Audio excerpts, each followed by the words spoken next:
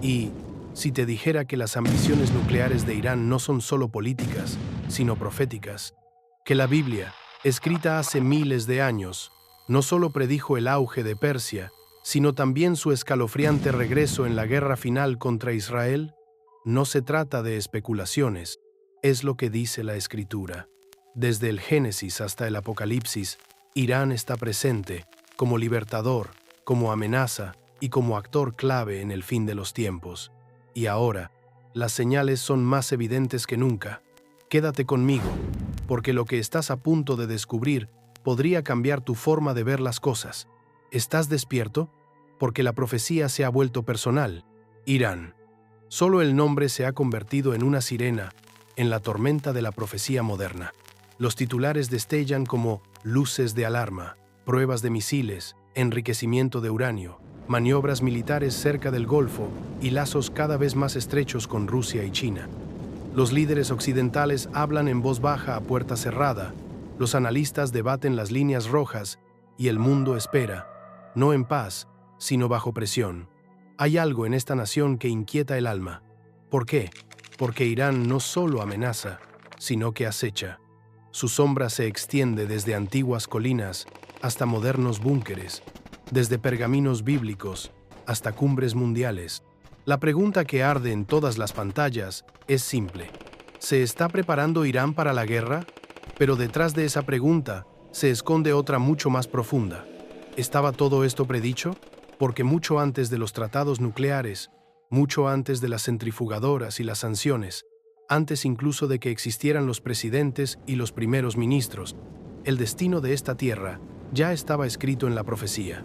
Mucho antes de que Irán se llamara Irán, se le conocía con otro nombre, Persia.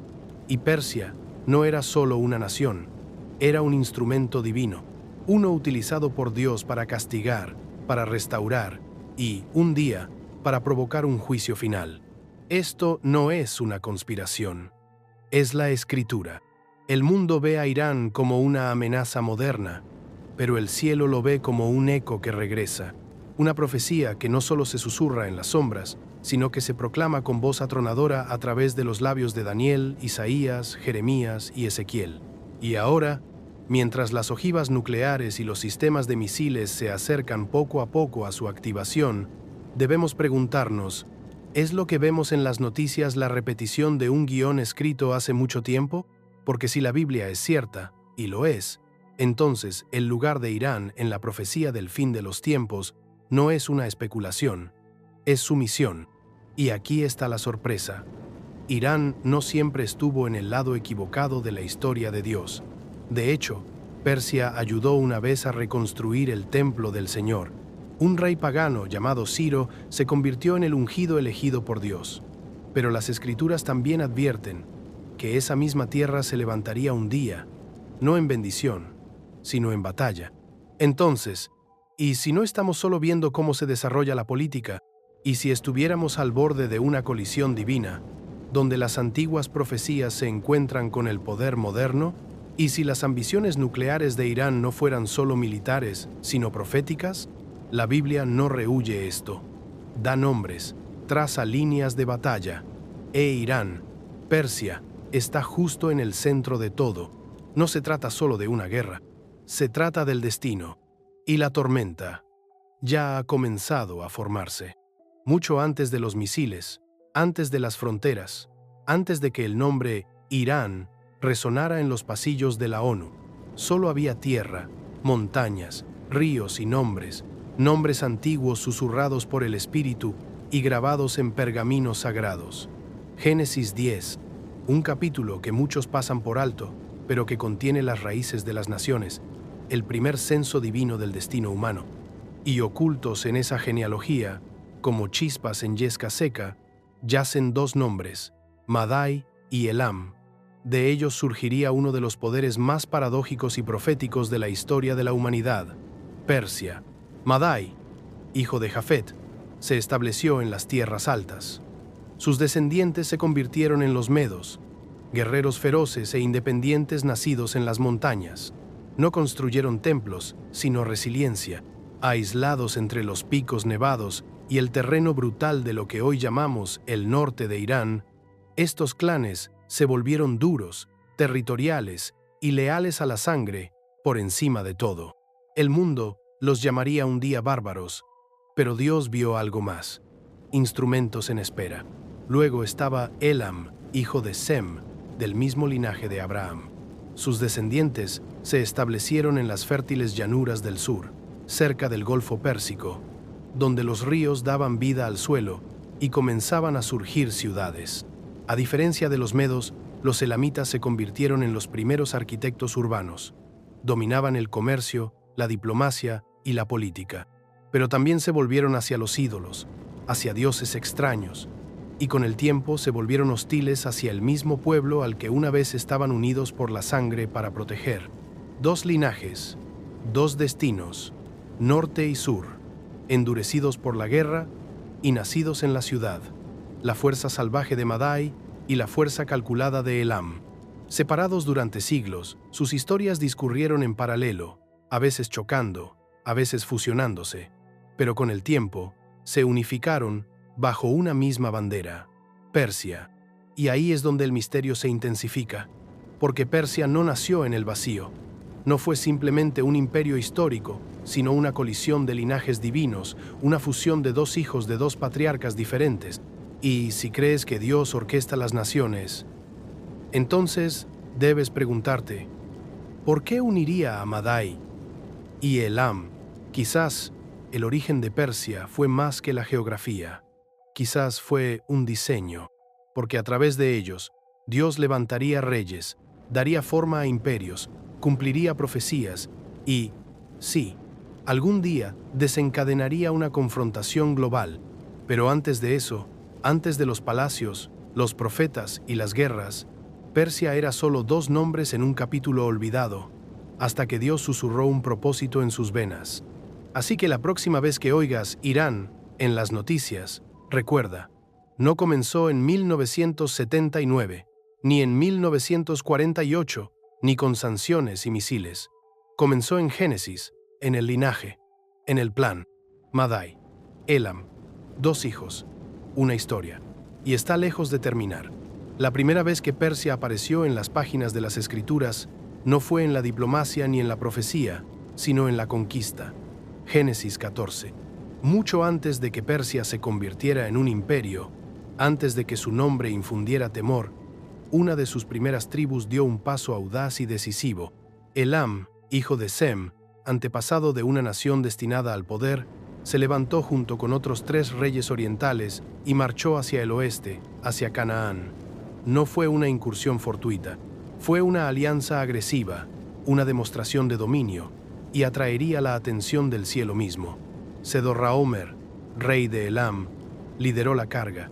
Su coalición arrasó la tierra como una tormenta, derribando ciudades y esclavizando a poblaciones enteras. Fue calculado y brutal, pero en su conquista se llevaron algo que no entendían. Lot no era solo un hombre, no era solo el sobrino de Abraham. Lot era un hilo en una línea de alianza, y cuando tocas el hilo, desafías toda la promesa. Lo que sucedió a continuación no fue solo un rescate, fue una revelación. La noticia llegó a Abraham, que en ese momento seguía siendo un nómada, un hombre de tiendas y altares, no de ejércitos. Sin embargo, cuando se enteró de lo que había sucedido, de que le habían arrebatado a su familia, su sangre, su futuro, algo cambió en él. No suplicó, no negoció, se preparó. Con solo 318 hombres entrenados, sirvientes, no soldados, Abraham organizó un audaz asalto nocturno, sin aliados, sin fortalezas, solo con fe, estrategia y el peso invisible del favor divino. Atacaron al amparo de la oscuridad, destrozaron la coalición, rescataron a Lot y recuperaron todas las posesiones robadas. Contra todo pronóstico, Elam, la potencia emergente, fue humillada, no por la fuerza, sino por el pacto.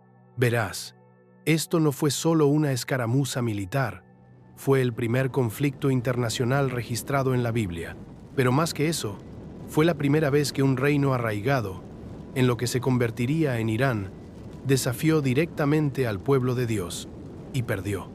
¿Por qué es importante? porque la batalla entre Elam y Abraham fue un anticipo, una sombra profética, un modelo espiritual.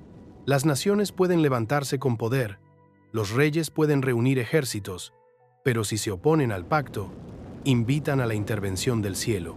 Y Dios no se queda de brazos cruzados cuando sus promesas están amenazadas. Elam no lo sabía, pero acababa de entrar en una guerra espiritual que no podía ver. Y aunque el polvo se asentó y los reyes se retiraron, el eco de ese conflicto aún resuena hoy en día, porque, una vez más, los descendientes de Elam, el Irán actual, se están posicionando contra los descendientes de Abraham. Una vez más, se gesta un enfrentamiento entre la tierra del pacto y un poder del este, y si la historia y la profecía nos enseñan algo, es esto. Dios puede ser paciente, pero nunca olvida a quienes tocan su promesa. Durante siglos, no fueron más que nombres marginales. Los elamitas, endurecidos en el fértil sur. Los medos, esculpidos en las montañas del norte. Clanes separados, tribales, ásperos, olvidados por el mundo, pero no por el cielo. Mientras imperios como Egipto y Asiria se bañaban en oro y terror, los hijos de Elam y Madai crecían en las sombras, con sus espadas afiladas por la oscuridad y sus corazones endurecidos por la supervivencia. Nadie los temía, nadie los observaba, pero Dios ya había pronunciado sus nombres por boca de los profetas. Isaías fue el primero en verlo. Mucho antes de que cayera Babilonia, mucho antes de que el imperio persa hubiera tomado forma, el profeta declaró el juicio, no contra Persia, sino a través de ella. En Isaías 13 y de nuevo en el capítulo 21, predijo la caída de Babilonia y nombró a los que la derribarían, los medos, guerreros sin consideración por la plata o el oro, que arrasarían Babilonia como una tormenta. Isaías no solo predijo el colapso de Babilonia, reveló el instrumento. Luego vino Jeremías. En los últimos días de la rebelión de Jerusalén, él también se hizo eco de la advertencia. Babilonia, la destructora de naciones, no quedaría impune, y Dios, en su estrategia soberana, ya había seleccionado el martillo. Elam y Media, las mismas tierras de la actual Irán, se levantarían, no para construir templos, no para crear paz, sino para llevar a cabo la venganza divina. Y aquí está el misterio. Se trataba de pueblos paganos, idólatras, extraños al pacto. Sin embargo, Dios los llamó, no para ser adoradores, sino para ser armas. Verás, cuando Dios juzga, no siempre utiliza ángeles, a veces utiliza imperios. Y Persia, forjada a partir de la unión de Elam y Media, se convertiría en su espada elegida. Comenzó lentamente. Los medos se unieron bajo Deucres. Los elamitas se desvanecieron en su estructura, absorbidos por la fuerza que se avecinaba. Se estableció una capital, Ecbatana, una ciudad que pocos recuerdan, pero que la profecía ya había visto. Luego llegó Ciro, joven, ambicioso, despiadado. Tomaría el trono de Persia y, con él, las riendas de la historia. Pero no era solo ambición, era alineación. Lo tribal se convirtió en real, lo disperso se estructuró y lo ignorado se ordenó, porque cuando Babilonia se llevó a los exiliados, cuando quemaron el templo y se burlaron del pacto, Dios no entró en pánico, se preparó, y en las colinas y llanuras del antiguo Irán forjaba su juicio en silencio. Así que recuerden esto, no todas las naciones que Dios usa son las que Él aprueba. A veces, la espada que Él blande está afilada con la rebelión, pero incluso la rebelión se doblega ante la soberanía. Persia no se levantó por sí sola, se levantó porque el cielo lo permitió, se levantó porque la profecía lo exigía, y pronto atacaría. Era un nombre pronunciado antes de que tocara el aire, un nombre que Dios declaró mucho antes de que el hombre mismo respirara. Ciro, un rey pagano, nacido de idólatras, criado en un reino empapado de dioses extranjeros y orgullo real. Y, sin embargo, Isaías 45 resuena a través del tiempo con una claridad impresionante. Esto dice el Señor a su ungido, a Ciro, a quien toma de la mano derecha. Ungido, esa palabra, reservada para los profetas, los sacerdotes y los reyes de Israel, ahora se coloca sobre la cabeza de un señor de la guerra gentil. ¿Cómo podía ser? Ciro nunca había rezado en el templo, nunca se había presentado ante el altar del Señor, pero Dios lo conocía, no por su devoción, sino por su destino. Verás, el cielo no elige basándose en la apariencia, la lealtad o el derecho de nacimiento. El cielo elige basándose en la misión, y Ciro fue elegido para ser una llave, una que desbloquearía las cadenas de un pueblo roto. Cuando Babilonia cayó, no fue por la fuerza bruta, fue por la orquestación divina. El río Éufrates fue desviado, las puertas quedaron abiertas, los guardias no lo vieron venir. Ciro entró no como un bárbaro, sino como un redentor, aunque ni siquiera lo sabía. El Dios de Israel había quebrado el orgullo de Babilonia con el silencio y había deslizado a su instrumento elegido a través de la brecha. Lo que siguió fue nada menos que milagroso. En el primer año de su reinado, Ciro emitió un decreto, no para recaudar impuestos ni para conquistar, sino para restaurar. Declaró que los exiliados de Judá podían regresar a su hogar, no solo regresar, sino reconstruir el templo, la casa del Dios del cielo. Y Ciro no se detuvo ahí. Ordenó que se devolvieran los vasos del templo que habían sido robados. Abrió el tesoro real, financió la reconstrucción con oro persa, envió protección, provisiones, permisos. Un rey pagano, financiando la casa del Señor. Eso no tiene sentido desde el punto de vista político.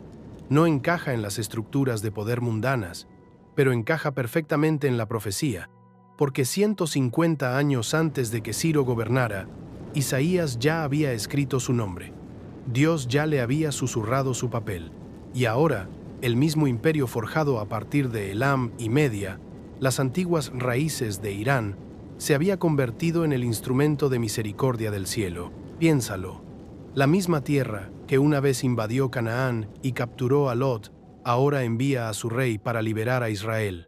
El mismo linaje que una vez se burló del pacto, ahora potencia su restauración. Esto no es solo ironía, es simetría divina. Dios no solo levanta reyes, reescribe linajes, reclama naciones, y cuando llama a alguien por su nombre, no importa en qué trono se siente, ese nombre pasa a formar parte del guión eterno. Puede que Ciro no conociera al Dios de Israel, pero el Dios de Israel conocía a Ciro, y en ese conocimiento se restauró una nación. En el apogeo de la gloria de Persia, cuando el oro fluía como el agua y el poder brotaba de cada palabra del rey, una sombra más oscura se cernía bajo el trono.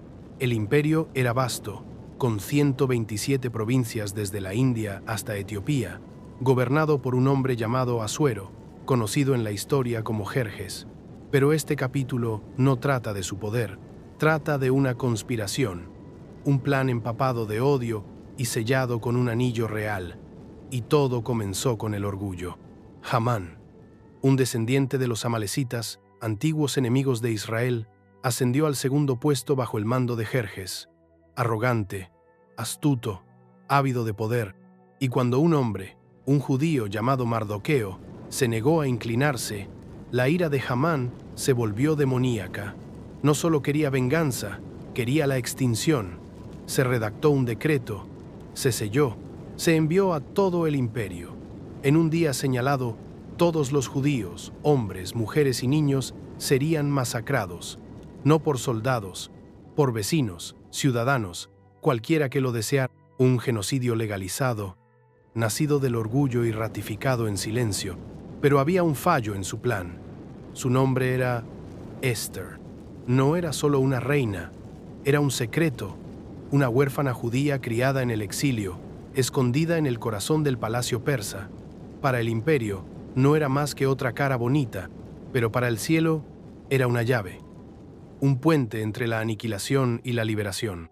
Y cuando se promulgó el decreto, cuando el miedo inundó los barrios judíos, el mensaje de Mardoqueo llegó a su corazón como un rayo.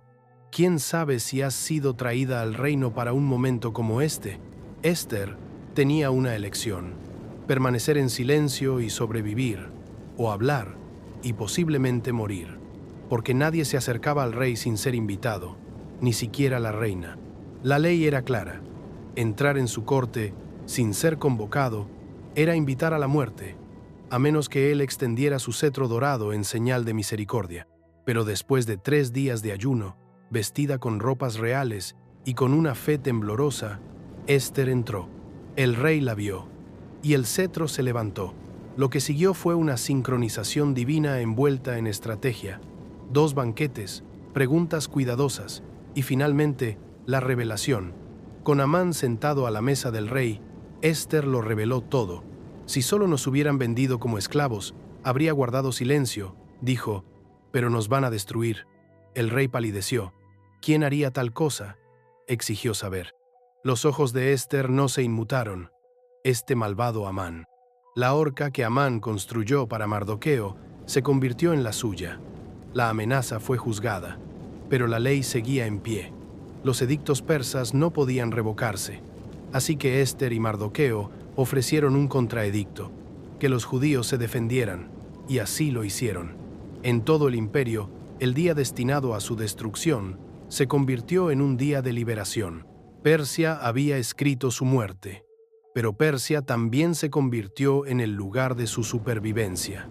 En el mismo imperio que dio origen a la conspiración, Dios plantó al protector, y a través de una mujer que nadie vio venir, toda una nación vivió para ver otro amanecer. Daniel era todavía un adolescente cuando fue arrancado de Jerusalén, encadenado y llevado a Babilonia, cautivo en un imperio extranjero que quemó su templo y se burló de su Dios. Pero incluso en el exilio, Daniel no se doblegó. Mientras otros festejaban en la mesa del rey, él ayunaba. Mientras otros se adaptaban, él oraba. Y fue en esa obediencia, en el silencio de un alma fiel, que el cielo se abrió y comenzó a hablar. Una noche, el rey Nabucodonosor tuvo un sueño tan aterrador que no pudo dormir. Una estatua, imponente, deslumbrante.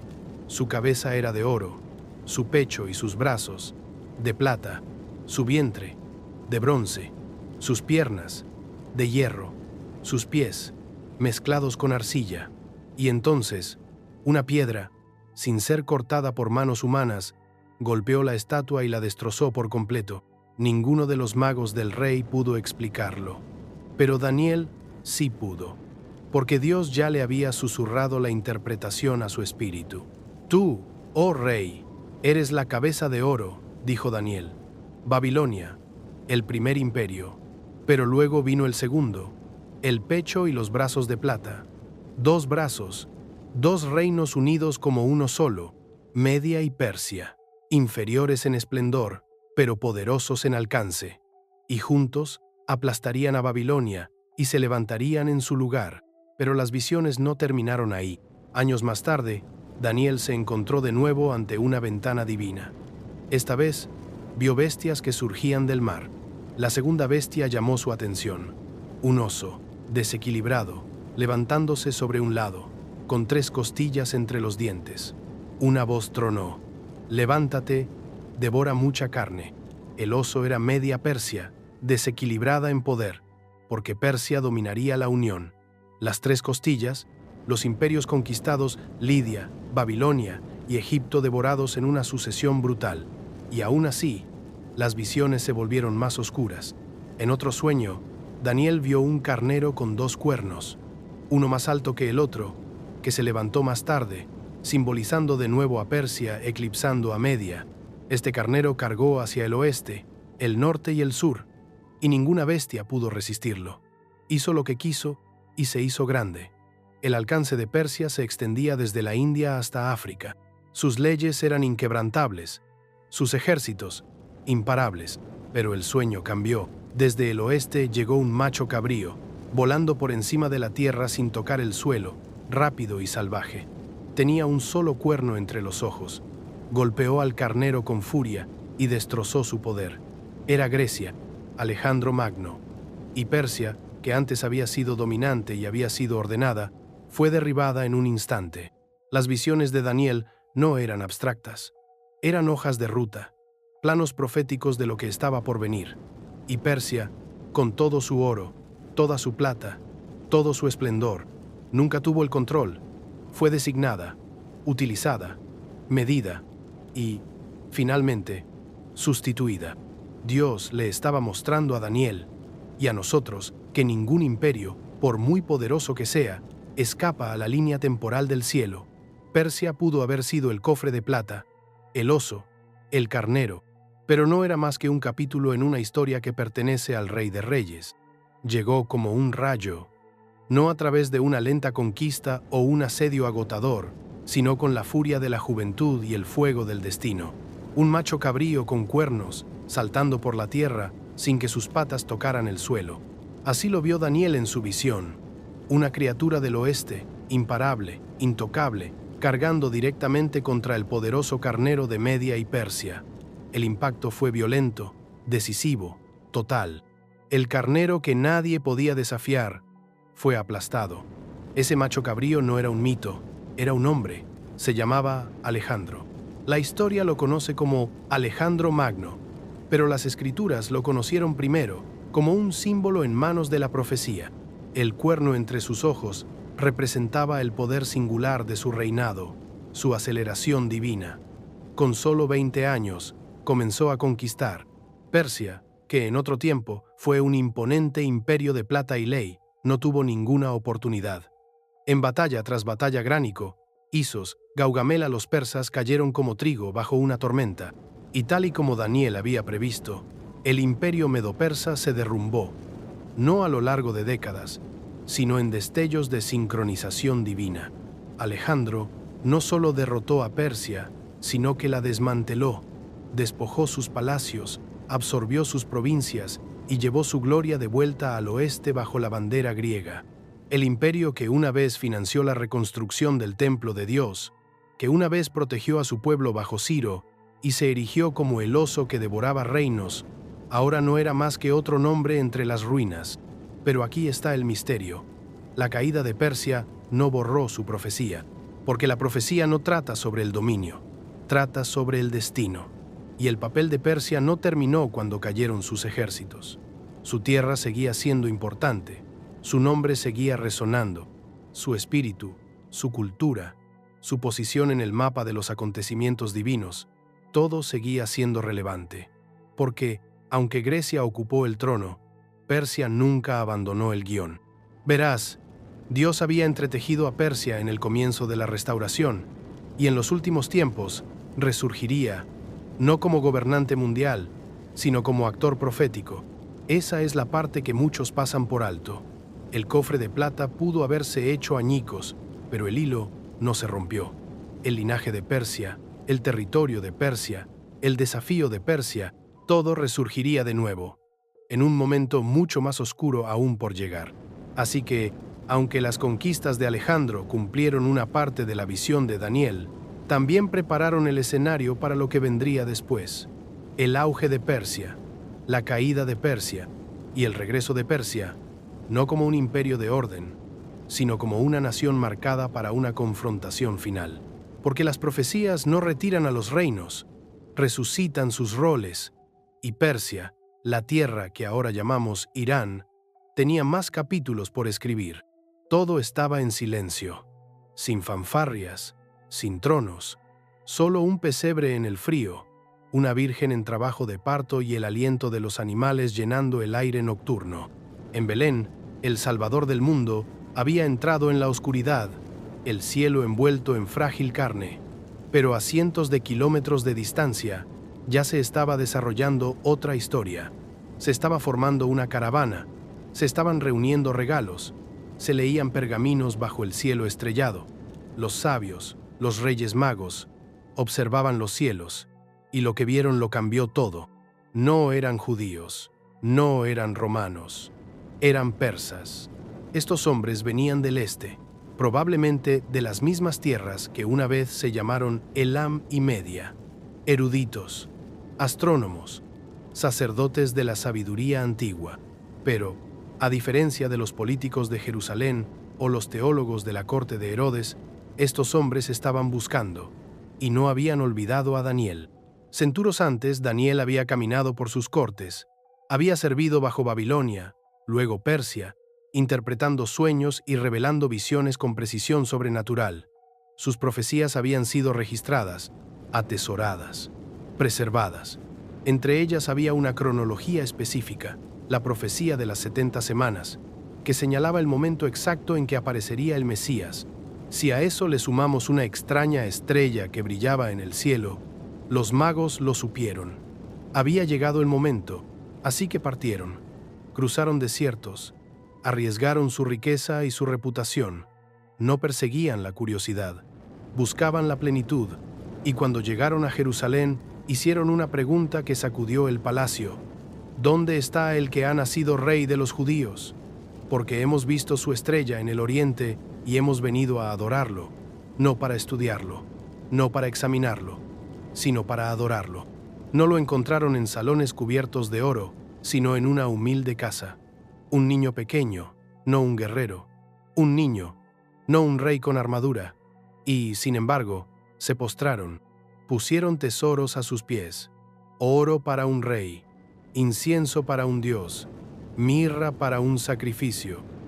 ¿Lo ves? Persia, la nación que una vez envió a Ciro para reconstruir el templo, ahora envía a los reyes magos para postrarse ante el nuevo templo mismo.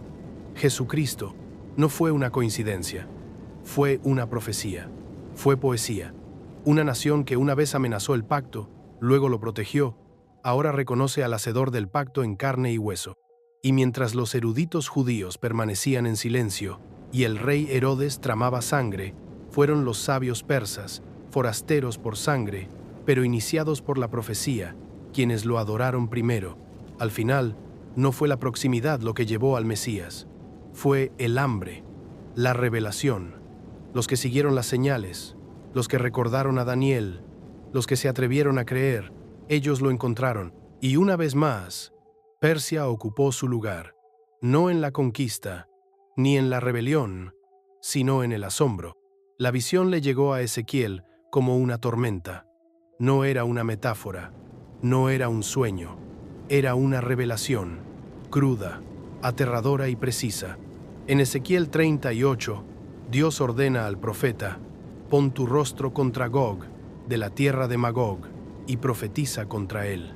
No era solo poesía, era un plan militar para la confrontación final. Una coalición de naciones, unidas no por la cultura o la economía, sino por un único y oscuro propósito: aniquilar a Israel. Y Persia, el actual Irán, es la primera en ser nombrada. Reflexionemos sobre ello. Mucho antes de los misiles, del enriquecimiento de uranio, del ayatolá o de las sanciones internacionales, la Biblia ya señalaba esta tierra, no como una nota al pie, como líder. Persia une sus fuerzas con Magog, una figura que muchos eruditos relacionan con la Rusia actual. Junto a ellos, Gomer y Togarma, relacionados con regiones de la Turquía actual, Put y Kosh, Libia y partes de Sudán. No es casual, es regional, es estratégico, y se está formando ahora mismo en los titulares que leéis cada mañana. No se trata de una escaramuza, no es una guerra fronteriza. Se describe en Ezequiel 38, 9 como una tormenta, una nube que cubre la tierra, una fuerza tan vasta, tan coordinada, que se traga la tierra de Israel como un maremoto de acero y fuego, y llega cuando Israel se siente seguro, protegido, viviendo en paz, sin muros, un momento de falsa calma, destrozado por la precisión profética. ¿Por qué Persia? Porque Irán, una tierra que una vez fue utilizada por Dios para restaurar Israel, se levanta ahora como uno de sus principales agresores.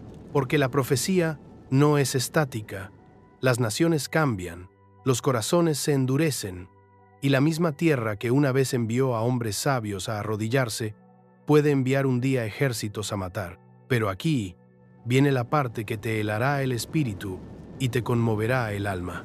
Esta guerra no termina con la destrucción de Israel, termina con la intervención de Dios. Porque lo que estas naciones no entienden, lo que Gog, Persia y el resto no pueden calcular, es que cuando marchan sobre Israel, no están atacando a un país, están desafiando un pacto, y el cielo no permanece en silencio cuando sus promesas están bajo asedio. Ezequiel escribe que la furia de Dios se levanta en su rostro. Un terremoto divide la tierra. El fuego y el azufre llueven del cielo. La confusión se extiende entre las tropas. El fuego amigo convierte su unidad en caos. Dios declara en Ezequiel 38, 23: «Mostraré mi grandeza y mi santidad, y me daré a conocer ante los ojos de muchas naciones.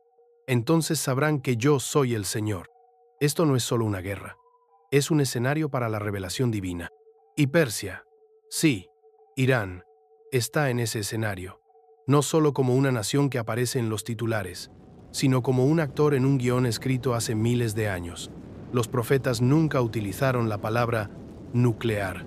En su época no había bombas, ni nubes en forma de hongo, ni misiles intercontinentales.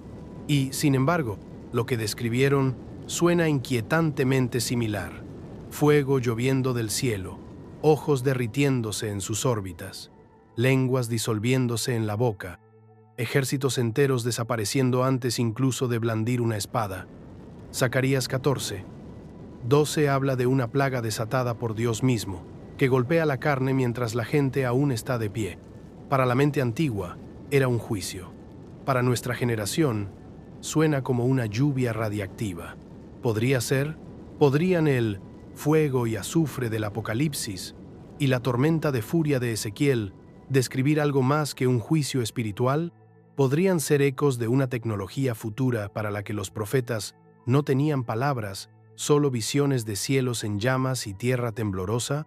Y si es así, ¿dónde encaja Persia, el actual Irán, en esa aterradora ecuación? Hoy en día, Irán se encuentra al borde de la capacidad nuclear. El mundo discute sobre los niveles de enriquecimiento, las líneas rojas y los plazos, pero detrás de la política hay una realidad escalofriante. Irán tiene la ambición, la determinación y el fervor religioso para conseguir armas que podrían sacudir el mundo. Y en la profecía bíblica, Persia no es solo un participante en la guerra final, sino un líder. Y si ese liderazgo no solo se manifiesta en números, sino en detonaciones, Ezequiel 38 habla de una coalición que avanza como una tormenta, y de Dios respondiendo con un terremoto tan grande que arrasa las montañas. El Apocalipsis describe fuego cayendo del cielo, quemando un tercio de la tierra, volviendo amargos los ríos y oscureciendo el sol y la luna. No son metáforas poéticas, parecen descripciones de un planeta que se desmorona bajo el peso de la guerra. ¿Podría ser la guerra nuclear el mecanismo? ¿Podría Persia, la tierra que Dios utilizó en su día para restaurar Israel, convertirse ahora en el detonante de un cataclismo global? No es solo especulación, es una alineación. Las alianzas de Irán con Rusia, Turquía y Libia, todas mencionadas en la visión de Ezequiel, ya no son teóricas, son reales. Maniobras militares, armas compartidas, retórica anti-israelí. La coalición ha comenzado a formarse. Irán, con sus ambiciones nucleares envueltas en una sombra profética, podría estar preparándose no solo para la batalla, sino para un momento anunciado hace mucho tiempo. Pero aquí está la paradoja divina. Mientras las naciones preparan sus armas, el cielo ya ha preparado su resultado. Dios no es tomado por sorpresa por el uranio, no se ve sacudido por los misiles. Él escribió el final antes del principio, y ya sea que el fuego caiga del cielo o de las manos de los hombres, su juicio será justo y su nombre será conocido. Así que cuando oigas susurros de guerra y veas humo elevarse en el horizonte, recuerda esto: lo que parece una sorpresa para el mundo puede ser el cumplimiento del reino. Escondida en el rollo de Jeremías, enterrada bajo los gritos de juicio contra Egipto, Moab y Babilonia, hay una profecía que pocos notan y menos aún se atreven a descifrar. Jeremías 49, 34, 39. No es una palabra dirigida directamente contra Persia, sino contra una de sus raíces ancestrales, Elam. El mismo Elam, nacido de Sem. El mismo Elam cuyos descendientes ayudaron a formar lo que hoy llamamos Irán. Y en este pasaje, Dios declara algo inquietante y esperanzador. Romperé el arco de Elam, el bastón de su poder. No lo debilitará, lo romperá. No se trata de un declive político, sino de un colapso total, un desarme, una humillación, un desmantelamiento divino del orgullo militar. Dios continúa: los esparciré a los cuatro vientos, destrozaré a Elam delante de sus enemigos. Esto es un juicio, no hay escapatoria, no hay negociación. La tierra de Elam y, por extensión, Irán se enfrentará a la furia del Señor. Y, sin embargo, en el mismo aliento, Dios hace lo que solo Él puede hacer. Pero en los últimos días restauraré la fortuna de Elam, declara el Señor. Esta es la doble profecía: juicio y redención, ira y restauración. Es como si Dios dijera: sí, se levantarán en rebelión, sí, se alinearán con Gog, sí, serán destrozados, pero no los olvidaré. Esto debería sacudirnos y hacernos humildes, porque revela algo asombroso sobre el corazón de Dios. Elam será destruido, no porque Dios los odie, sino porque levantan su mano contra su pacto. Pero ese juicio no es el final. El mismo Dios que rompe el arco también promete reconstruir al pueblo. Esto no es exclusivo de Elam, es un patrón divino. Nínive se arrepintió y fue perdonada. Egipto, el antiguo opresor de Israel, está incluido en la bendición futura de Isaías. Asiria, que en su día fue violenta y malvada, es llamada obra de mis manos. Y ahora, a Elam, antepasado profético de Irán, se le promete un futuro más allá del fuego. Entonces, ¿qué significa esto para nosotros ahora? Significa que, aunque debemos prepararnos adecuadamente para el papel de Persia en la guerra, también debemos prepararnos para su potencial de renacimiento. Significa que las iglesias clandestinas de Irán, que ya están creciendo en secreto, pueden ser las primeras chispas de esta restauración. Significa que, de las cenizas de la guerra, puede surgir un remanente, no con armas, sino con adoración. Y significa que Dios, en su perfecta justicia, todavía deja espacio para la misericordia. Persia puede oponerse al pueblo de Dios en Ezequiel, pero en Jeremías, Dios deja la puerta abierta. El juicio se acerca, pero también lo hace la redención. Y Elam, una vez disperso por los vientos, aún puede ser reunido en el reino. Es fácil descartar a una nación cuando todo lo que ves es guerra. Es fácil endurecer el corazón cuando los titulares gritan odio, amenazas y sangre. Pero las Escrituras cuentan una historia más profunda, una que no termina con la destrucción, sino que se atreve a imaginar la redención. Y cuando se trata de Irán, la tierra que una vez se conoció como Persia, la profecía se atreve a preguntar lo impensable: ¿podría una nación que una vez se alió contra Israel adorar algún día al Dios de Israel? Isaías 19 se desarrolla como un milagro en movimiento. Egipto, durante mucho tiempo símbolo de la esclavitud. Asiria, legado de la brutalidad. Ambos enemigos de Israel, ambos empapados en la sangre de la historia. Y sin embargo, en la visión del futuro de Isaías, algo cambia. Estos antiguos enemigos no son aniquilados, sino transformados. En aquel día, declara el profeta, Israel será el tercero, junto con Egipto y Asiria, una bendición en la tierra. El Señor los bendecirá diciendo: bendito sea Egipto, mi pueblo, Asiria, obra de mis manos, e Israel, mi heredad. Enemigos, renacidos como instrumentos de alabanza. Si Egipto y Asiria pueden ser injertados en el futuro de Dios, ¿por qué no Elam? ¿Por qué no Irán? Zacarías 14 se hace eco del mismo misterio.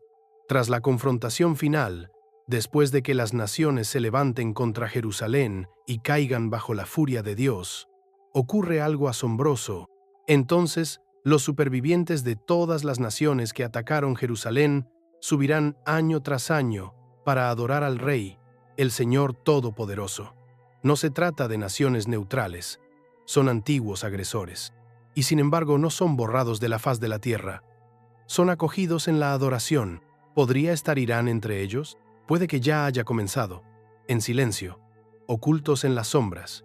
Iglesias clandestinas en Irán, que crecen a pesar de la amenaza de ser arrestados, torturados o asesinados. Hombres y mujeres que lo arriesgan todo solo por leer la palabra, solo por orar juntos en secreto, solo por pronunciar el nombre de Jesús. Algunos dicen que Irán alberga ahora uno de los movimientos cristianos de más rápido crecimiento en el mundo, y no está liderado por pastores famosos ni megai. Esto no es religión, es una revolución. La misma tierra que una vez vio nacer a Ciro, el mismo reino que se postró ante Cristo cuando nació, ahora se está agitando de nuevo. No con misiles, sino con milagros, no con gritos de guerra, sino con canciones de alabanza susurradas en la oscuridad. ¿Podría ser que Dios ya esté soplando sobre las cenizas del juicio? ¿Que la redención haya comenzado incluso antes de que se desate la guerra final? Persia puede levantarse en desafío, pero la profecía deja espacio para el arrepentimiento.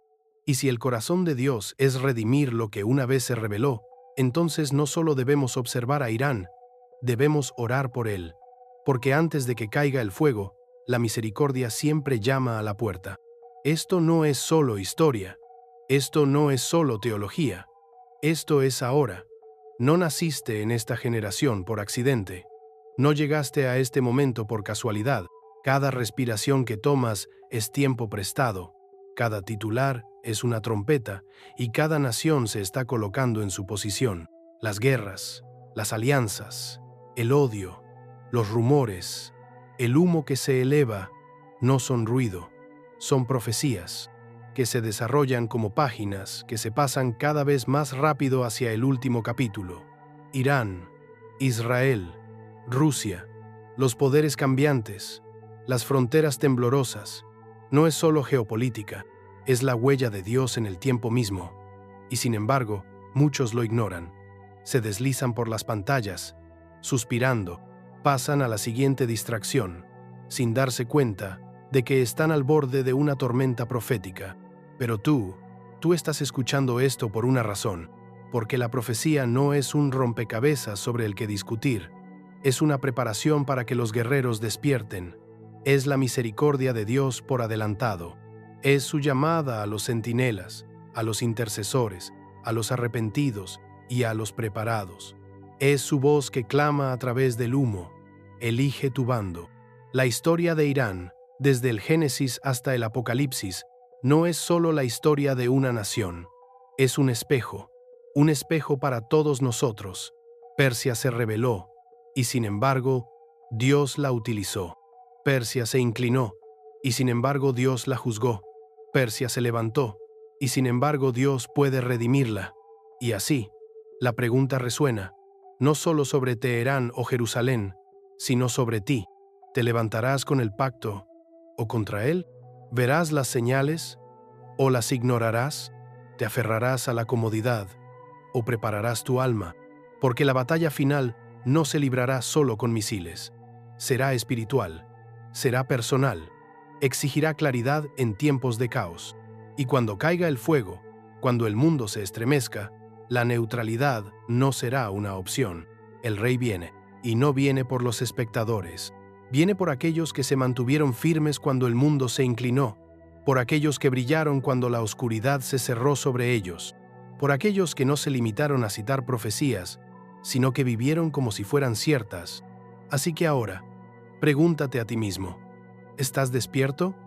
¿Estás listo? Porque esto no es solo el final de un video. Podría ser el comienzo de tu vocación. Defiende la verdad, reza con fuego, vive como si el tiempo fuera corto, porque lo es. Y cuando el polvo se asiente y el rey regrese, que no te encuentren con la cabeza en la arena, sino con los ojos puestos en el cielo. Esta es la última batalla. Elige tu bando.